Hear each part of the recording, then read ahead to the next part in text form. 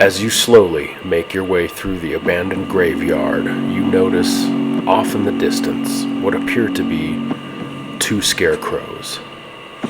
But as you get closer, you realize something isn't quite right, and a chill runs up your spine as they seem to climb down off their posts and begin scrambling their way towards you.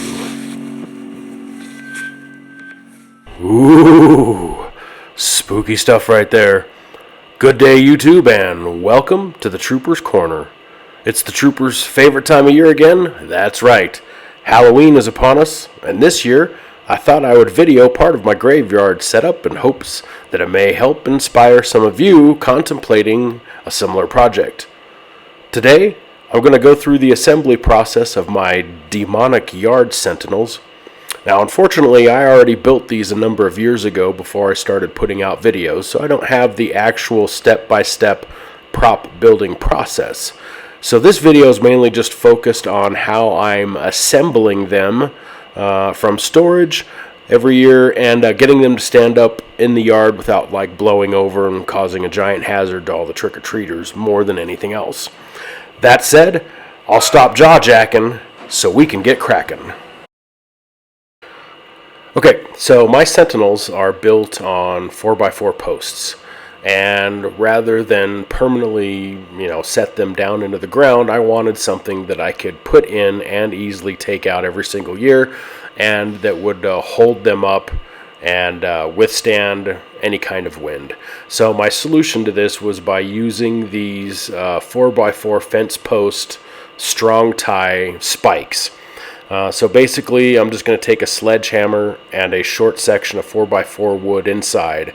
I'm going to drive it down into the ground, probably about 80% of the way in, so there's only a few inches of it exposed, and then I'm going to set my post inside of it. These have withstood 70 and 80 mile an hour winds, and my sentinels have not blown over. The only disadvantage to these is getting them out of the ground. It's a pain in the rear, and I will show that process a little later at the end of the video. And also, I will leave a link down below for this product, so you can find it for yourself if you want to go ahead and use these.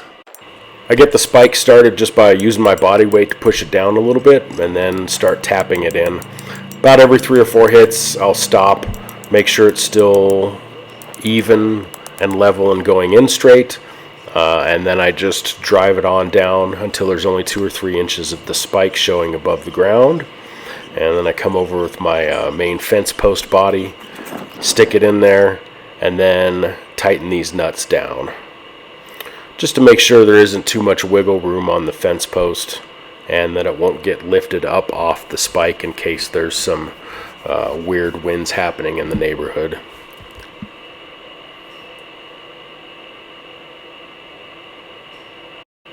Here's a closer look at the fence post that I'm using. So it's just a fence post out of the lumber area of your big box store.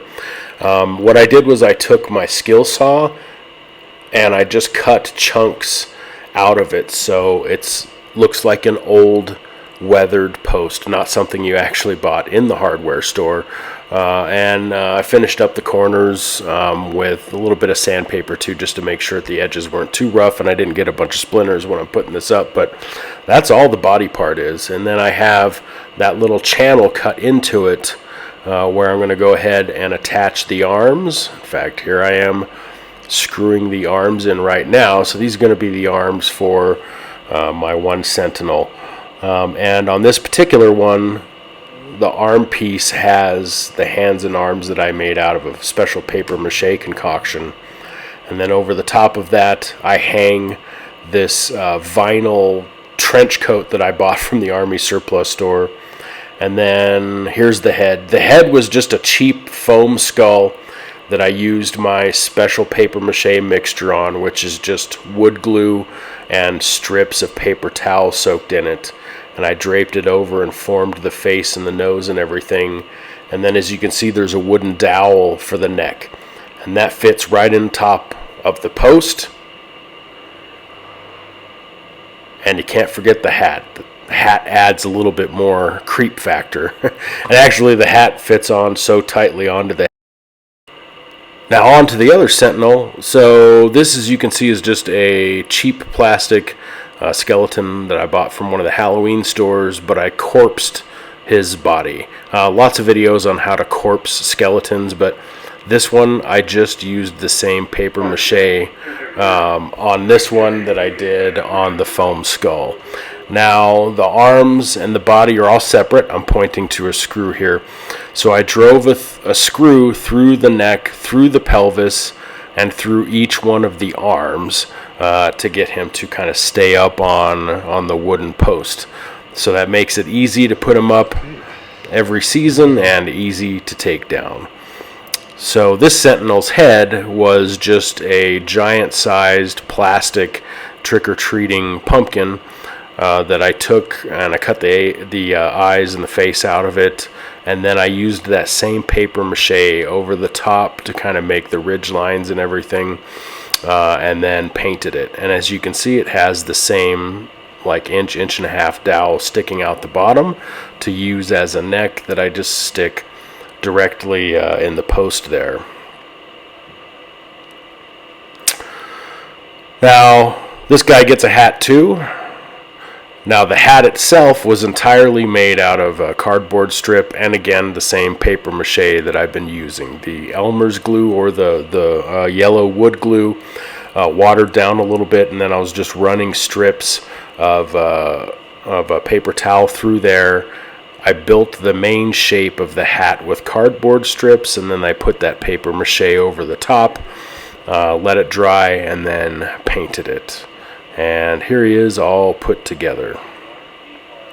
Now the final step that I throw on here is I take some of that cheap, creepy cloth from the Halloween stores, and I just kind of drape it over his arms and over his neck, and I kind of put it through the hands there so it doesn't blow away. But this stuff works awesome because any amount of breeze will, number one, move the post a little bit back and forth and actually make it squeak, but it will move that creepy cloth, and it will get or it'll give the figure a sensation of movement without me actually having to add animatronics. So the only drawback to this particular process, like I said, is taking the spike out of the ground.